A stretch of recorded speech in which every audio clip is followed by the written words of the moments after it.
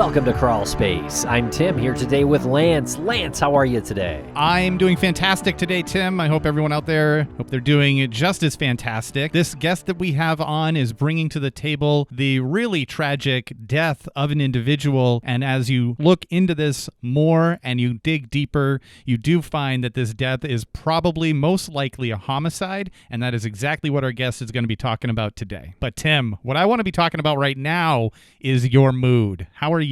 I'm doing all right. Thanks for asking. I'm excited to be here. We are continuing our series of post-CrimeCon interviews, and we met Melissa Sandberg at CrimeCon, and she was speaking very passionately about investigating the unsolved murder of Judith Petty. And she's teamed up with a group of investigators. In fact, it's called the American Military University Cold Case Investigations Team, and they're from Charlestown, West Virginia, but they're also known as the Safe Haven Team. And Safe Haven is the name of their podcast as well that is looking into Judith Petty's death. And she was 48 years old when she went missing, and her body was found in February of 2008. And we get into all of the details here in this conversation with Melissa. But Tim, if people want to listen to all of these details and not get interrupted by commercial breaks, where would someone find this episode plus every single other episode that we've done without commercial breaks? Well, our lovely listeners can follow Crawlspace Premium on Apple Podcasts. But if you're not an Apple user, you can go to crawlspace.supportingcast.fm and sign up for the same product there. You get early releases, ad-free episodes, and our weekly bonus show that everybody loves. And follow Crawlspace on social media at Crawlspace Podcast or Crawlspace Pod. All right, we'll be right back with our conversation about Judith Petty with Melissa Sandberg right after these commercials. And a thank you to our sponsors. Back to the program. Welcome to the podcast, Melissa Sandberg. How are you today? I am good. How are both of you? We're doing great today because we're talking with you about this really frustrating homicide. The reason why this is such a great moment and it's going to be such a great conversation is because we met you at CrimeCon, and this is one of those byproducts of going to CrimeCon or going to one of these festivals, meeting people, hearing what they're passionate about, and then bringing you on to extend the platform that you have already developed with this homicide. Feel free to use it however you want. We're just in such a fortunate position to meet you and have you come on. Thank you so much. I'm like starstruck right now. I keep staring at both of you and like, oh my God, I can't believe this is my life right now. Story of my life every morning when I look in the mirror. So I am just so excited that you both were so awesome at CrimeCon, and that was my first time there. And I've been a fan of yours for years. Of course, you know, listening from the Maura Murray onto the missing, just a big fan of both of you. And you were so kind at CrimeCon. And as I mentioned, had some drinks, and I was, you know, oh my God, I have to go talk to the Maura Murray boys, as I refer to you. Well, we're glad you did. You came well-researched about the unsolved murder of Judith Petty, and that's what we're going to talk about here today. What got you interested in Judith's case? Me and my team, we're from the American Military University, and it's a cold case investigative team. And it's led by Jen, who has a background in military and interrogation. And so we developed a cold case team, and we started looking at cases that were submitted to us. Judy's case was submitted to us, and there was something about Judy's that really stood out to me that I was like, this is the one that I want to take. Given her age, victimology is really low for Judy, and yet she was found on her family's farm 13 miles away. So there was just something about this case. And then we met the family, of course, and fell in love with them. So that was a big reason for us taking on Judy's case. And tell us a little bit about yourself and your background, and what is it about you that makes you so well equipped to handle a story like this? Because you certainly are. Tim said you came well-researched, and it's some of the best research that we've received through a chance encounter at CrimeCon. Well, thank you. I'm not quite sure. My background is actually, I'm a hospice social worker. My title is a licensed clinical social worker, so LCSW, but I've worked in hospice 20 years. But I've worked with domestic violence victims, things like that. But I've always had a passion for solving cold cases. When I was in college back in the day, as I say, they didn't have a lot of options if you didn't want to be a cop. I've always wanted to be a homicide detective. Clue is my jam. I'm always Miss Scarlet. But, they didn't give you a lot of options back then of like, hey, if you don't want to be a cop, here's these other avenues that they have today. So I've always been interested in following along. And when I got this opportunity, I was like, oh my God, it's my dream. How did this group form? And do you have several cases with this group? The first case I worked with them on was out of Lubbock, Texas in 1975. They had presented at CrimeCon a couple years ago. Author George Jared is also part of this group. So I had joined because we do crowdsourcing.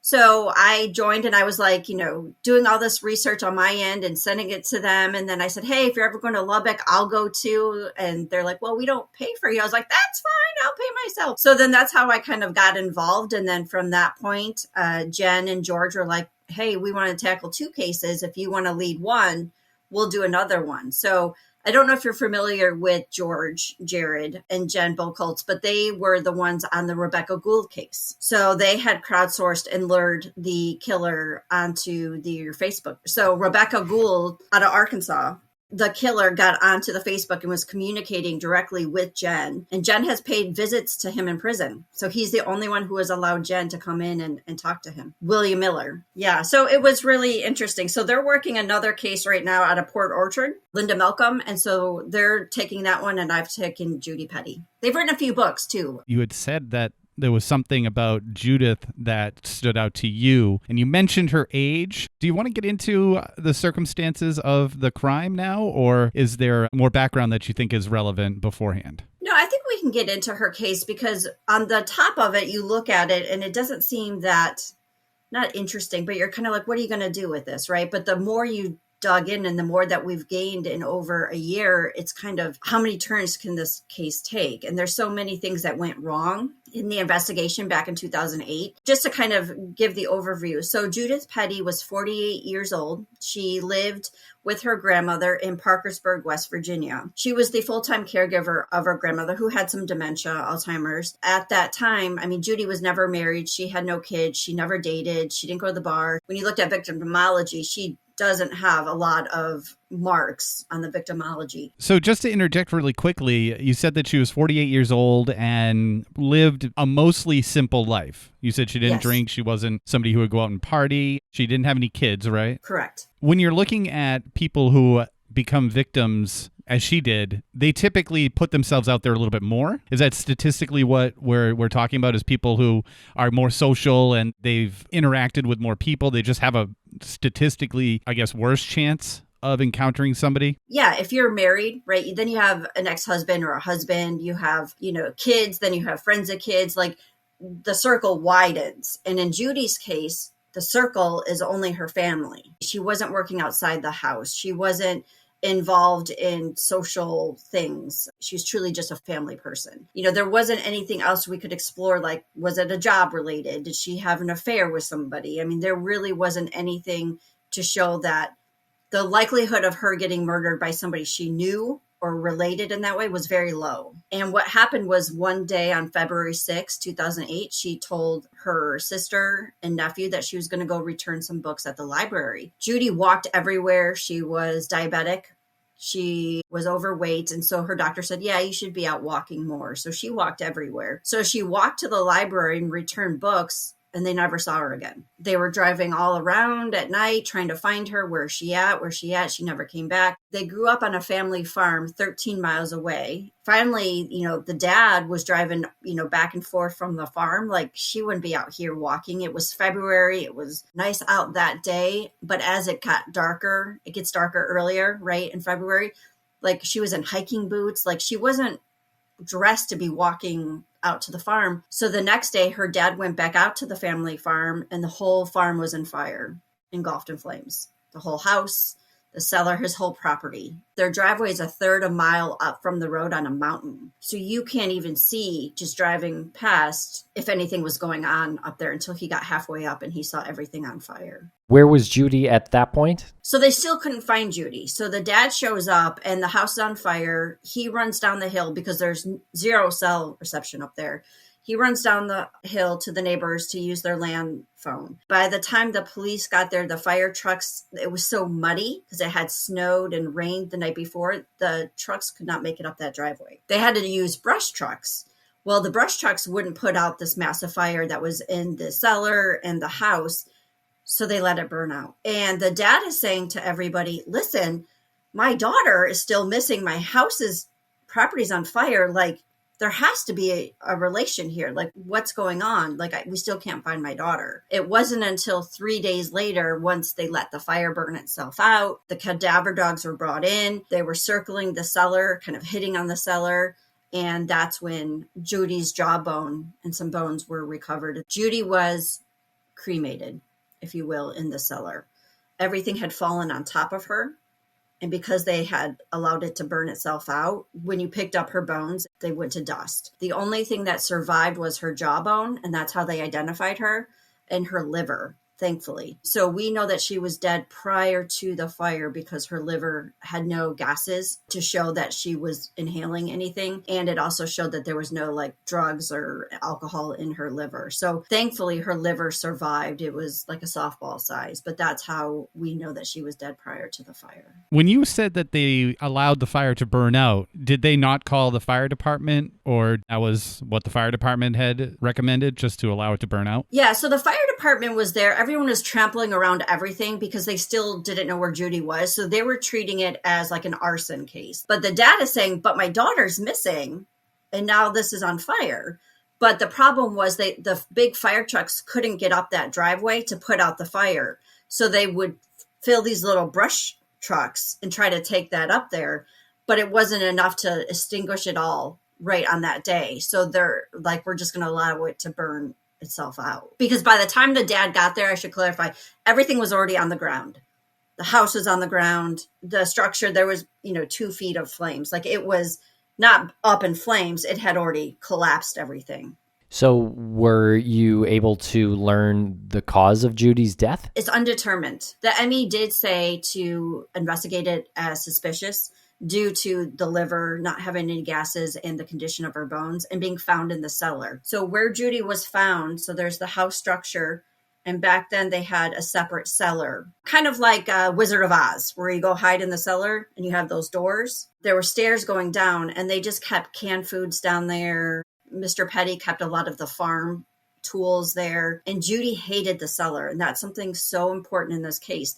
She hated and was afraid of the cellar because of snakes. Growing up, she never went down there. It was creepy. That is where she was found. The doors to open up the cellar weren't there. So we believe that she was dragged backwards down the stairs because she was like 250 pounds. So use gravity and you pull her down the stairs, and she was just laid right there, like right at the bottom of the stairs, and turned. Like someone dragged her down enough to get her in, turned, and then our fire expert that we have on our team reviewed all the photos, everything, and believes that accelerant was poured on Judy and then up the stairs. So we believe the fire started in the cellar to get rid of her body and the evidence, and then it caught the house on fire. Alan Haskins, he's part of our team now, and he teaches a fire class. He's a fire expert, I call him.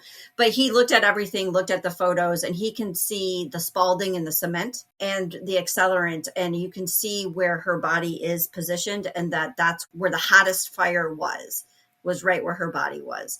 Now, there was a lot of stuff in the back of the cellar, so I don't think they could get her in that far. So they just brought her in enough just to lay her there. And then the winds that night were blowing towards the house. So you set the cellar on fire, the wind direction and the speed of the wind, it was all going towards the house. Were there arson investigators from the police, from the official investigation, who looked at this as well? They did. Unfortunately, what happened is everything was all trampled on, right? Because they didn't find her for 3 days. So they didn't protect the crime scene. They didn't treat the fire as related to Judy at the time. So nothing was roped off. Nothing was changed. The fire investigator only collected the part around Judy, and that was it. And we're saying, why wouldn't you clear the whole cellar out? Because who knows what's behind her. And so when we've gone back into the cellar, because the family has preserved everything. So we've been back 3 times and down in that cellar. I brought Alan with us to start going through the cellar. But yeah, they only got the remains and stuff that was circled around Judy. They didn't go all the way back further, which there could have been a bullet casing, right? There could have been something back there. If you don't mind, take us to the day where she leaves and she's going to return the library books. I don't mean this to sound like a joke, but did she end up returning the library books? Yes, they were returned, but we don't know, going back to all the records, there wasn't a great notes taken as to, did anyone see her in the library, drop them off? Did she do it in the drop-off box? Or heck, in the beginning, we're like, how do we know it was her that returned it? When we're looking at the family, we're looking at everyone, and we're like, how do you know that it was actually Judy, right? But back in 2008, they didn't have cameras outside the library. There was no way of knowing who returned those books unless they had asked those questions back in 2008. And has you and your team interviewed several people in this case? I know you mentioned Judy's family. Yeah, so we started with the family, as we talked about, to go back, and we brought them all in. And I've been working with the prosecuting attorney, detective assigned to the case. And so we brought each individual family member in and re-interviewed them, start from ground zero. We interviewed Mr. Petty hard, right? Because everyone's like, you found her, you went out there. So we interviewed the sisters, the nephews, everybody. Everyone answered. There was no red flags. There was nothing to further investigate them. There was an individual who picked Judy up, and this is where things can get a little bit even more complicated. An individual picked Judy up. His timeline changes quite a bit, but he says he picked her up around 10:30, 11 o'clock, and he only drove her maybe 0.5 miles and dropped her off at the farm. He's been the main person of interest for 16 years. He's the last person to see her. He picked her up. He said he dropped her off at the farm. And one of the hardest things for us to get past is Judy was very shy. She's very naive. Other people had seen her walking during that night and had offered her a ride, and she declined, saying she was okay. She was just out walking. But the problem is, how come this guy comes along in a truck, big guy, says, hey, do you need a ride? And Judy says, okay. She's almost there. I mean, it was not a far drive. And so we're like, how does that make any sense, right? She's almost there. Why would she get in this vehicle with this guy? That doesn't seem likely. And we interviewed him for over 2 hours. No attorney present. He's taken polygraphs. He's passed them. He really says, I've been attached to this for 16 years. When I dropped her off, she was fine. Dead look in the eye, just nothing to suggest he wasn't lying. I think his timeline's wrong about picking her up because he was on pills. He was out at the bar. The bar closed early. So I don't think he realized what time he actually picked her up. But we have tracked her movements and her pace, and it would have put her out there to pick him up. Now, why she got in that truck? Is it because she noticed that her blood sugar was dropping? Big diabetic. She didn't have insulin. She was insulin dependent and pills. Did she realize she needed a break and was like, I'm going to take this? Or did something else frighten her? Chris said she acted fine in the car. She didn't act drunk. How when your sugar drops, you can seem like you're intoxicated. She was very quiet. She didn't talk. And he said that right when they got up to the farm gate, she just said, stop here. And she got out and he drove away. But what's crazy is where he was staying at the time is the property on the backside of the Petty property. It was all like, okay, so you dropped her off and then she ends up dead and you're staying at this property? I take it it's a big property? It's a huge property. And what you can do is you can use ATVs and there's trails. We actually walked through the trails to this property he was seeing or staying to see how easy it was to get there. It's very easy. You can walk it and you can ATV it. So did Judy know him? No. They weren't even familiar with each other? No. So that's kind of a weird coincidence then if he stops to pick her up and they happen to live on the same property. Right, on the backside. Yeah. He was staying there with a friend. And so we're like, well, why would she get in the car with you? She doesn't know you. She turned down female people earlier. And he's like, I don't know. He's like, I just asked because it was a dangerous road. West Virginia, the roads are like this. It's crazy. It's dangerous. I don't know what she was doing. He's like, I saw a female out there walking and I was like, this is dangerous and it's cold out. Do you want to ride? And we'll be right back after a quick word from our sponsors. Thanks to our sponsors. And now we're back to the program. I'm wondering if, the other people you said offered her rides, maybe a few offered her a ride, 2 or 3 offered her a ride, and she said no, and this guy came along, and she's like, maybe there's some sign here that I should accept a ride.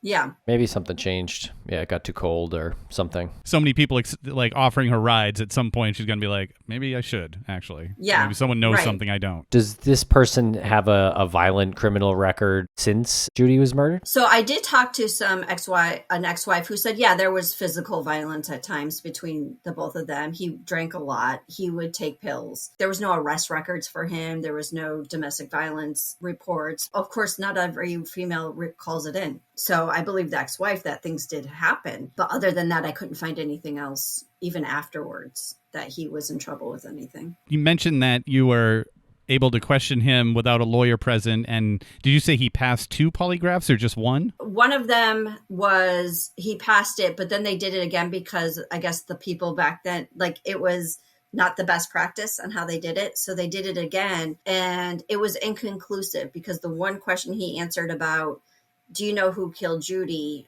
He answered no, and it flagged it.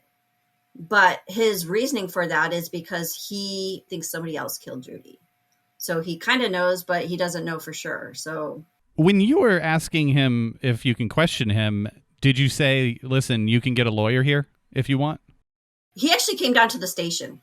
So we actually had him in an interview room. So it was him and the detective, and Jen came in because she had done, interrogations in the Army. And so she's very well versed in body language and questioning. And so we had her go in with the detective. And for over 2 hours, he sat there and we got out a big map and said, show us where you picked her up. And, he took the sisters out to where he said he thought he picked her up at. So he's been cooperative, but then you have to think, is he inserting himself? Is he too helpful? There wasn't anything after that 2-hour interview that showed that we could continue on this road with him, that we had to relook at it because he's been the top guy for 16 years. And maybe that's why it wasn't being solved, is it wasn't him. I don't know if you mentioned this earlier and I forgot to ask, but was there anything missing from the house that is known? I know there was a fire and a lot was destroyed, but was anything missing? Not that anyone can tell. So what's interesting is that the Petty farm, it's a great place to hunt. So they have a bunch of people that would want to hunt on their property. And they had a lot of things there that the neighbor to the right side, his name is Billy Strackengoss, and he is now dead by suicide. And he lived to the right side of the Pettys. They would often come on the Petty farm and steal stuff. So Billy had an auction house. And so Mr. Petty knows that they were coming on his property and stealing stuff and then selling it at the auction house. And Mr. Petty has found some of his stuff on Billy's property. Things were being stolen until after Judy died. What kind of things were being stolen? So a lot of Mr. Petty's tools, a lot of metal, a lot of things that you could pawn and get money for, or to make meth, which is where we're at today, is that this is related to things being stolen off their property having to do with Billy being involved. When you had said that you were questioning people, I think I heard you say that you went hard on her dad? Yeah. What were those types of questions, and when did you decide to take that interview to the next level? Well, because there's a lot of unknowns with what happened. And so we knew that we were going to get a lot of questions, and I did too. How did you decide to go out to the farm? What made you decide to go out to the farm? Because there was a lot of rumors. You found Judy's bones, right? How do you know that it was there? Because there was literally, you wouldn't know a body was there if you didn't know a body was there. We have the photos, you look at it, and you can't even tell that that's a human remain right there. So it's like those kinds of questions that we knew we were going to get from the listeners, but also ourselves. We had to ensure, did something not happen within the house, at grandma's house, a fight, and then she was taken out to the family farm and to separate, right? So we wanted to start with the inner circle, of course, and then go through. Now, Mr. Petty is the most adorable man I will ever see in my life, Mr. and Mrs. Petty. They are so adorable, but Judy was a pretty large woman, right? And Mr. Petty has always been very small, and to even move her would be a task. But again, burning the family farm down would not have been something that he would have done. And people are like, well, why didn't he call from a cell phone? He didn't have a cell phone. He's kind of old school. You have no cell up there anyway. People are like, well, why did he call his daughter instead of calling 911 first, right? Because he called his daughter first to be like, oh my God, our property's on fire, and ran back up. So she called 911. When asked that, Mr. Petty goes, I don't know. Like, I was just like, oh my God, this can't be happening. Like, my property's on fire. I called my daughter because I don't know what's going on. Right. And so we really wanted to clear up and ask him the hard questions before we continued. That must have been pretty difficult for you to have to ask these questions, because after seeing his picture and hearing a description of him, I mean, you want to be compassionate to this man. Okay, so here's the truth on this one. I didn't interview Mr. Petty for that reason. I sat and watched in another room because I were too involved. And I didn't want to jeopardize that, because when he starts crying and he blames himself, he drove the main road thinking she would have walked that, and she took back roads. So you start talking to him and he starts bawling. Did I miss her? I didn't see her. Could I have gotten there? And so we all agreed as a team, I wouldn't be the best person to go in and talk with Mr. Petty. I'm just too emotionally invested. And he may not be honest if I'm in there, right? He may say something or do something because maybe he doesn't want to disappoint me or, the team. And so I watched as Doug interviewed him. And then it's a good thing too, because I was like, and Doug came on, I was like, why are you being so mean to Mr. Petty? Well, everyone's seems pretty satisfied with the Petty family and them not having involvement. Yes. They answered all the questions. Everything seemed to line up. There wasn't anything further that we felt like, there's some red flags here. Let's keep going. So we then went on to Chris, right? Because then we're like, okay, so now let's talk to Chris, who's the last guy to see her alive, really, as far as we know. And he admitted that himself. He was at a bar one night and her picture came up and he's like, hey, I think that's the chick I dropped off. And then someone heard him say that and called Mr. Petty. So, I mean, if you did something to Judy, you're not going to be like, hey, I picked her up. I mean, no one would have any idea until you said something. But again, is that someone who has a big ego? Yeah, could have been just like a half truth or something like that, or could have been just the absolute truth. Right. And you mentioned Billy. So Billy committed suicide in 2015. Was he ever confronted about stealing from the Petty family? No. So what we end up finding out through our investigation is through 15 years, Billy's name and his nephew, Mitchell, were never interviewed, never in the case files, names never mentioned. And they lived next to the Petty farm. And there was stuff being stolen. Mr. Petty has that in the case file. Him saying, Billy and the Wright family were stealing off my property. But there's no follow-up with them. There's no conversation with them anywhere. So what I did is, of course, I'm calling everybody up and down, who lived up and down the road here from the Pettys. And everyone's like, I'm surprised the cops never came and talked to me. And so I did finally, in talking to different people, because Billy has always been the name that when you talk to community people, everyone thinks Billy killed her. It's like that town rumor, or maybe it's truth. Billy did have mental health issues. He was a drinker. He would sit at the bar and talk to himself. People describe him as creepy and they would stay away from him. He had really bad hygiene. Like, he was just one of those people that people didn't have to associate with if they didn't have to. So everyone would say Billy. And we're like, this guy's being a scapegoat because of all these things. It turns out that when we look at everything, and I've talked to an ex-girlfriend of Billy's back then, he has a very physical background. He has a hot temper. He always carried a gun on him 24/7. But I spoke to somebody who said, well, Billy told somebody that Mitchell, his nephew, killed Judy and that they burned her up in the cellar. For 16 years, nobody has ever mentioned Mitchell's name or Billy saying he knows who did it. So that was a big breakthrough for this case, since nobody has ever heard those two names. For Billy, I don't think Billy would call somebody up and say, hey, this person killed Judy for shits and giggles. I mean, it's not something you just say. And he had details about what happened. This person asked Billy, were you there? Were you part of it? And he didn't deny it. It's like this crazy, like, mom and dad, Chris, and then you've got Billy, and then you got the nephew, and it's like... And so Billy and his nephew, they lived on the property. Billy was seen around town talking to himself. Do you know if he was hearing voices back? Yeah, people would say like he would have full-blown conversations to himself out loud. But then people also describe him as very smart enough to get away with something. Someone told me that they told somebody at the bar, don't fuck with Billy. He's very smart and he could get away with murder. And I'm like, that's very interesting. So people would say you would have conversations with Billy. He'd be off in his own world. But if you said, hey, Billy, he could snap out of it and have a conversation with you. And I just got confirmation the other night. He would use the trails. So there's a trail from Billy's house to the Petty property. Back then they could use ATVs, they could use tractors. Billy and his family would go up and steal from the Petty property and then take it back. And, Billy had told this person that the reason Judy was killed was because she knew too much. And I'm like, what the hell would Judy know? But I do believe she showed up and surprised them. They were either stealing stuff from their property. The other thing to know is that Billy had a huge crush on Judy.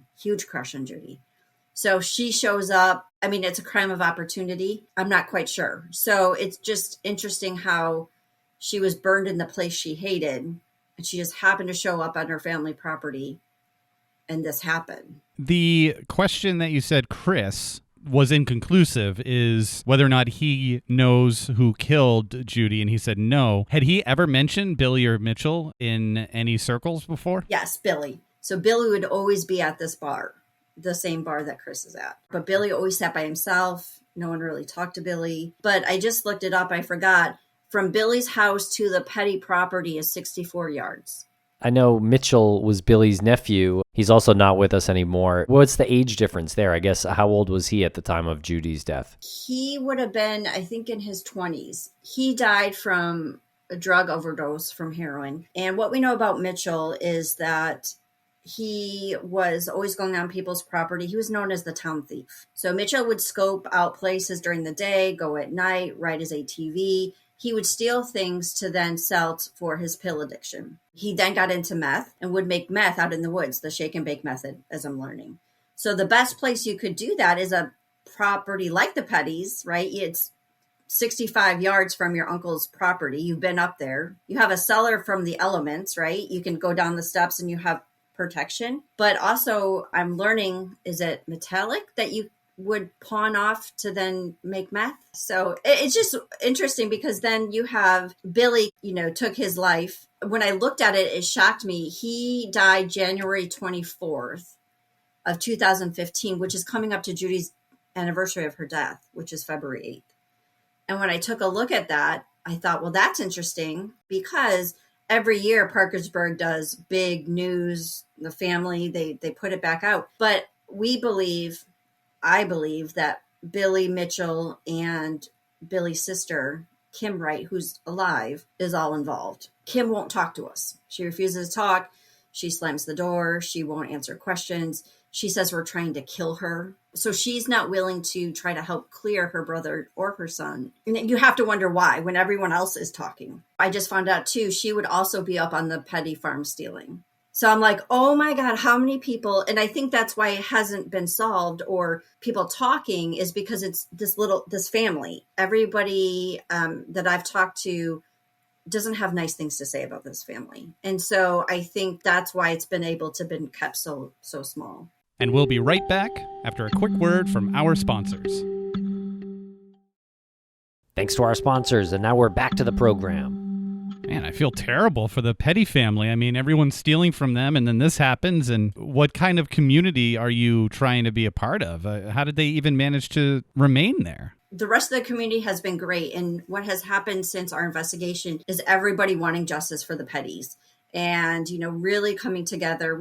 I held a benefit there in Parkersburg last February for the anniversary. People donated items. We raised money to increase the reward fund. I'm getting more leads this week in regards to Kim's involvement. And everyone's just saying, Kim's not going to talk. Kim's not going to talk. And she hasn't been. But what's interesting, too, is that we have strong reason to believe, and a lawyer did confirm this, that Kim wrote Billy's suicide note, leaving the property to herself. Now, how did a lawyer confirm that? So we've talked to somebody who said that they compared Billy's handwriting to Kim's in regards to the will testament that was written. It was one of the other siblings who was left out of this. He didn't want to press charges or go after them because they didn't have anything. He just wanted his entitlement. Billy had a lot of money. He had a lot of money coming from mineral rights that was in the mail when he killed himself. The check that hadn't been received yet. What is that? It's like the property, the oil, on the oil rig up there. So they have oil. And so Billy would get thousands of dollars for the mineral rights. Was the check cashed?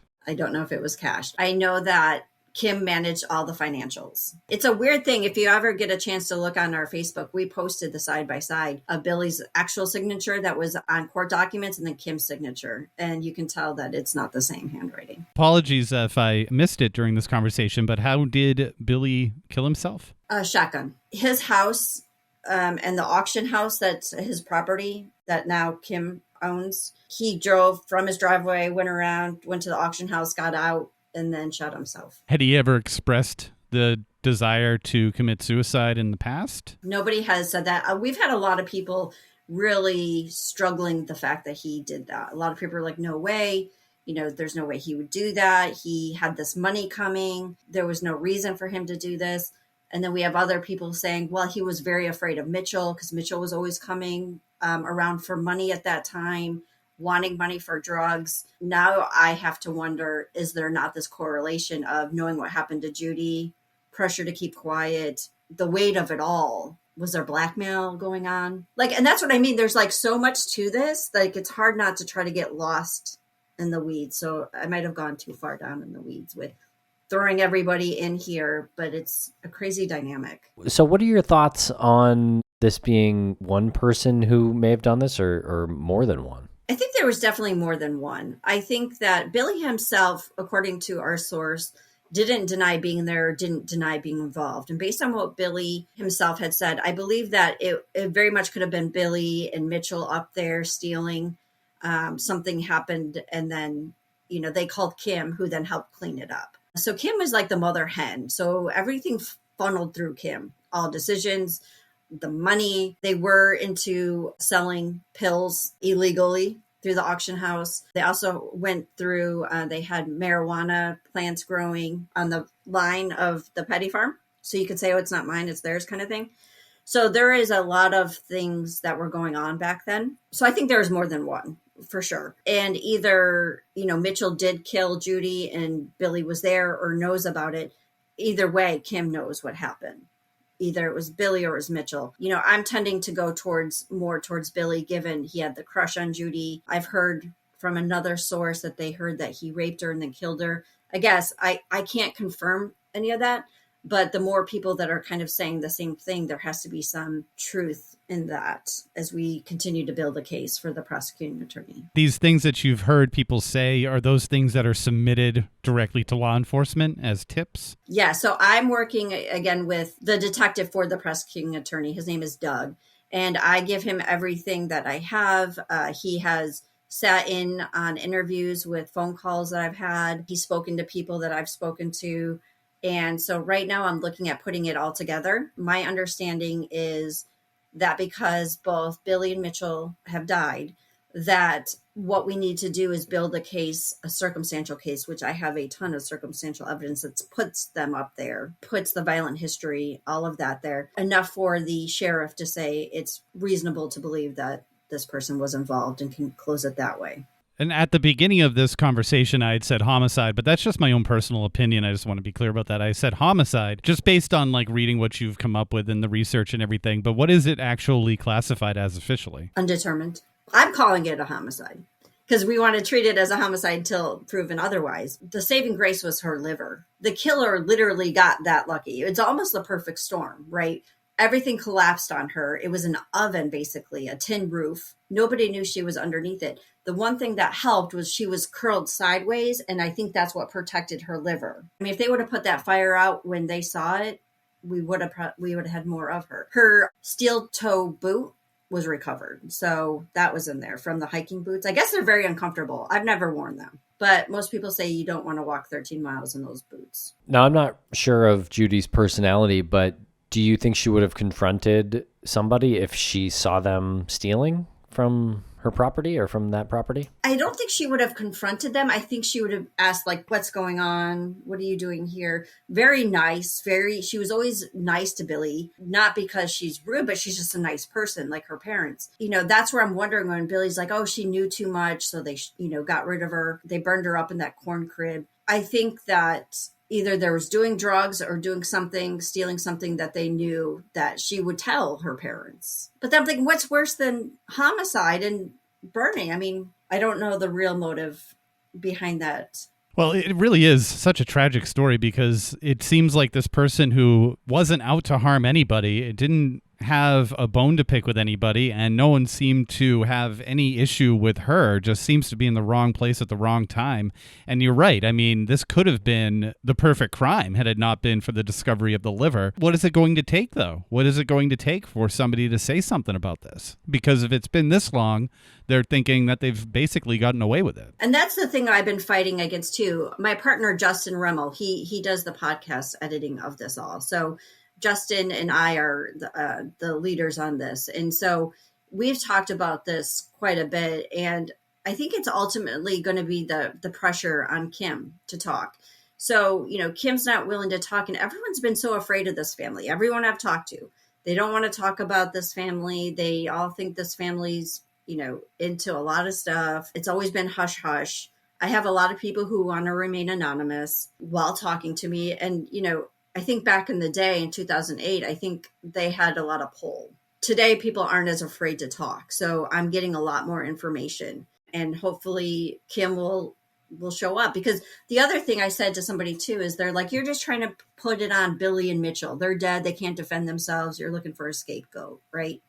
You get all of that noise, and it's coming from that family. Well, they were okay with Chris Cutright being the scapegoat for 15 years. No one said anything about that, but it's their job to help defend and speak for their family member, right? It's up to Kim. I mean, we were just going to ask her basic questions such as, hey, did Billy ever tell you anything? Did Billy ever mention that he heard something, that he saw something? He would walk around at night. Do you know? And she would even get on the phone and answer those questions. I mean, she doesn't even know what we were going to ask her. It's just interesting that now it's kind of like, well, it's really up to you to defend your family member. You don't really think that she cares, right, to do it? No, because I think she knows. I think she has some culpability in it, if you will, because everyone who I've talked to said if Billy did do this or Mitchell, their first phone call would have been to Kim, and Kim would have come up with the plan or helped.